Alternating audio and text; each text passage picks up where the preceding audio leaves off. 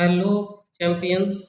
और आज मैं आपको एक बहुत ही इंफॉर्मेटिव वीडियो लेकर आया हूँ। और इसमें आपको जैसे जैसे बोर्ड परीक्षा आती है तो कौन कौन सी चीज़ों का ध्यान रखना है वो हम आज डिस्कस करेंगे।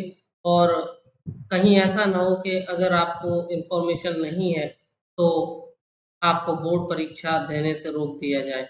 बोर्ड एग्जाम में आप अपीयर हों और बहुत अच्छे मार्क्स से पास हों, और कुछ हमारे चैंपियंस टॉपर भी बने, कुछ जो नहीं टॉपर बन पाए वो आगे और भी ज़्यादा अपनी कड़ी मेहनत करें। इन्हीं शुभकामनाओं के साथ आइए मैं शुरू करता हूँ। और ये वीडियो आप हैं रिएक्शन टाइम चैनल पर, और मैं हूँ एल के मैथिल। बहुत सारे वीडियो मैं पहले भी इस चैनल पर पोस्ट कर चुका हूँ जो कि टीचिंग से रिलेटेड हैं, उनको भी जा कर के देखिए। बट ये जो है वो सभी बोर्ड एग्ज़ाम 2025-26 सेशन में, इट मीन्स 2026 में 2026 में जो बोर्ड एग्ज़ाम देने वाले हैं बच्चे, उनके लिए बहुत इम्पोर्टेंट वीडियो हो। देखिए, बात यह है कि अगर ये जानकारी आपको है तो आप एक बहुत बड़ी गलती से बच सकते हैं, और आप खुशी खुशी अपना एग्ज़ाम दे सकते हैं। बट अगर किसी ने आपको ये चीज़ नहीं बताई तो फिर आपका नुकसान भी हो सकता है। तो इसीलिए पूरे वीडियो को ध्यान से देखिए। अभी सीबीएसई ने हाल फिलहाल 4 अगस्त को एक सर्कुलर जारी किया, और जिसमें उन्होंने बताया कि किस तरीके से अटेंडेंस मैंडेटरी है आपकी क्लासरूम में। और क्लासरूम में जो अटेंडेंस मैंडेटरी है वो कितनी है?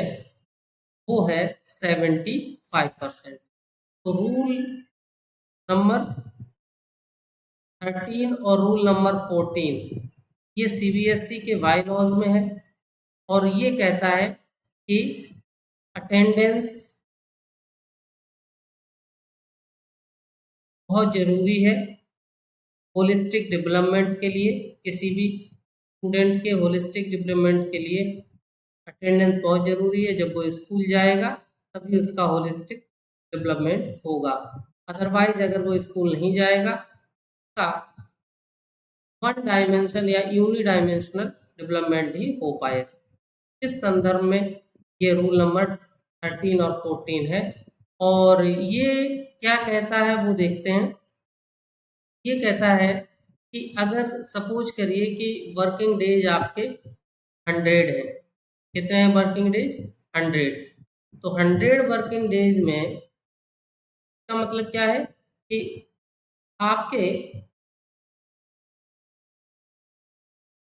100 डेज स्कूल लगा है, और अगर आपकी अटेंडेंस 75 डेज है out of these 100 days, it means 75 out of 100 days, तो तब आप एलिजिबल हैं एग्ज़ाम देने के लिए, और ख़ास तौर पर बोर्ड एग्ज़ाम। हालांकि अगर 75% अटेंडेंस आपकी मिड टर्म तक नहीं होती है तो स्कूल आपको मिड टर्म देने से भी रोक सकता है। बट मैं बात कर रहा हूँ बोर्ड एग्ज़ाम की। बोर्ड एग्ज़ाम तक आपकी अगर, और ये कट ऑफ डेट कितनी है? 1 जनवरी है। 1 जनवरी 2026। 1 जनवरी 2026 तक अगर आपकी अटेंडेंस 75% नहीं होती है तो मिनिमम क्राइटेरिया क्या है? 75% अटेंडेंस इज मैंडेटरी, तो आपको बोर्ड एग्ज़ाम नहीं देने दिया जाएगा। ठीक है। अब इससे सपोज करिए कि कोई बच्चा बीमार हो गया, कोई इलनेस हो गई, या घर में कोई बहुत बड़ी दुर्घटना हो गई, इंसिडेंट हो गया। इस केस में आपको 25% का रिलैक्सेशन दिया जा सकता है। इसका मतलब ये है कि अगर सपोज करिए 100 में से 50 डेज आप गए, लेकिन आपको चाहिए 75 डेज, तो बचे कितने? 25।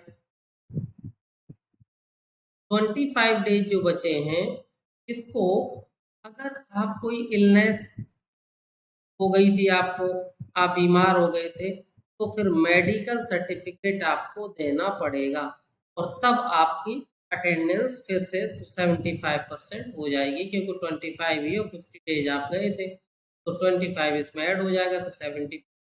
लेकिन अगर आप सपोज करिए कि 100 में से सिर्फ 25% डेज ही आप स्कूल गए हो, यानी 25 डेज आप गए हो और 25% का रिलैक्सेशन है, तो 25% आपको और मिल गया मेडिकल, अगर आपने सबमिट किया तो केवल हुए 50%।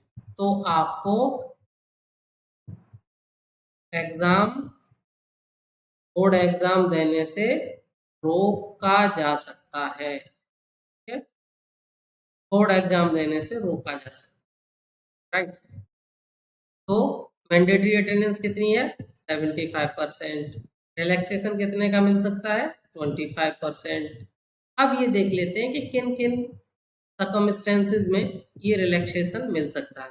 एक तो ये है कि मेडिकल इमरजेंसी अगर हो जाए आपको, participation in national and international sports event, अगर आप स्पोर्ट्स पर्सन हैं और आप पार्टिसिपेट कर रहे हो नेशनल या इंटरनेशनल स्पोर्ट्स इवेंट में, तब ये रिलैक्सेशन आपको दिया जा सकता है। बट डॉक्यूमेंट्री प्रूफ आपको देना पड़ेगा if supported by necessary document record. और अदर, दूसरा रीजन क्या, अगला रीजन क्या है?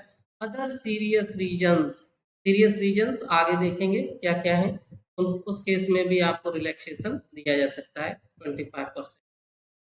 तो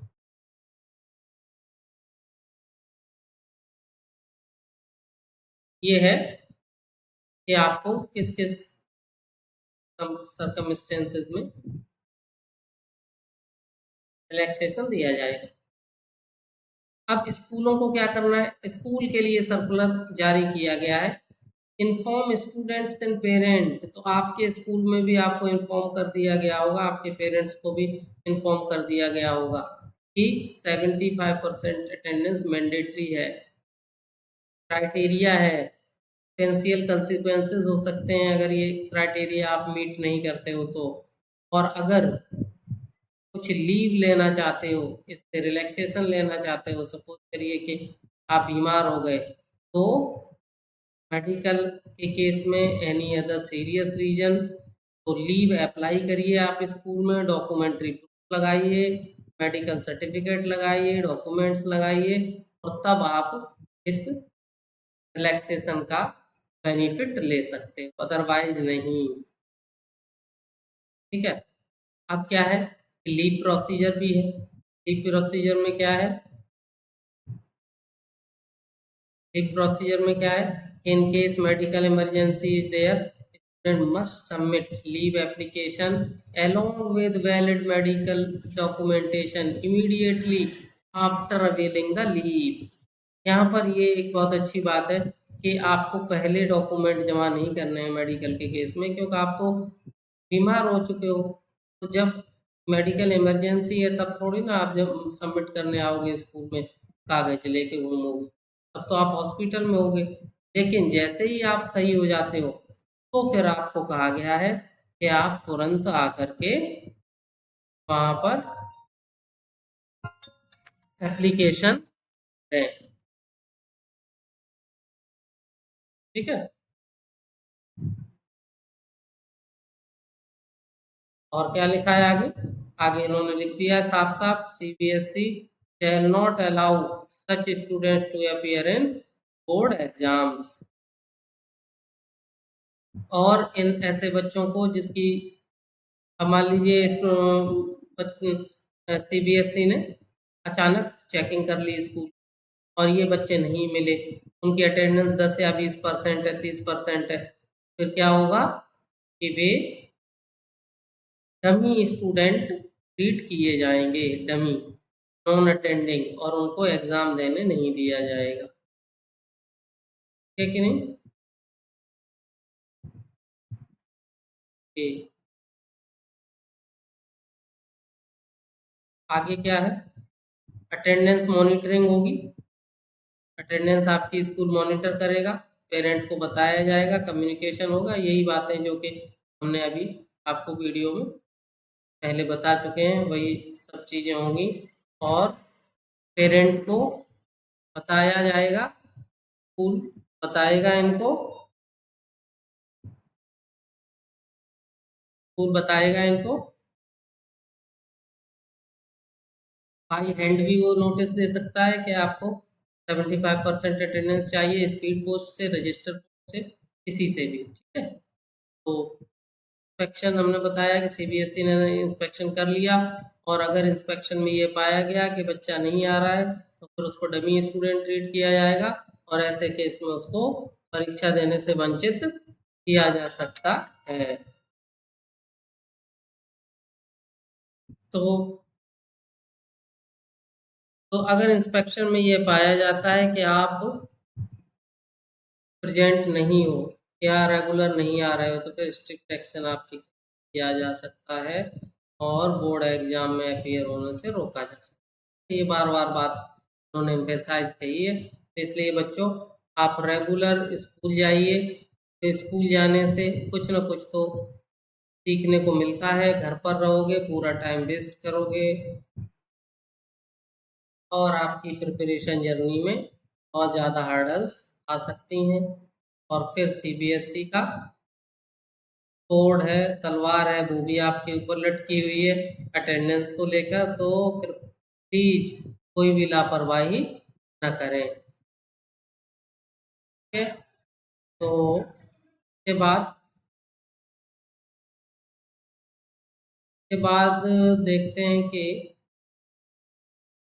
हाँ जी, कौन कौन से एक्शन स्कूल लेगा, school will take following action, inform the importance of attendance, attendance की इम्पोर्टेंस आपको बताएगा, पेरेंट्स को इन्फॉर्म करेगा, शॉर्टेज ऑफ अटेंडेंस है अगर, फिर किन किन ग्राउंड्स पे वो कंडोन कर सकता है, मतलब उसे माफ़ कर सकता है, वो है आपका मेडिकल इमरजेंसी, कोई सीरियस इंसिडेंट, इन दोनों केसेस में आपकी अटेंडेंस को कंडोन किया जा सकता है,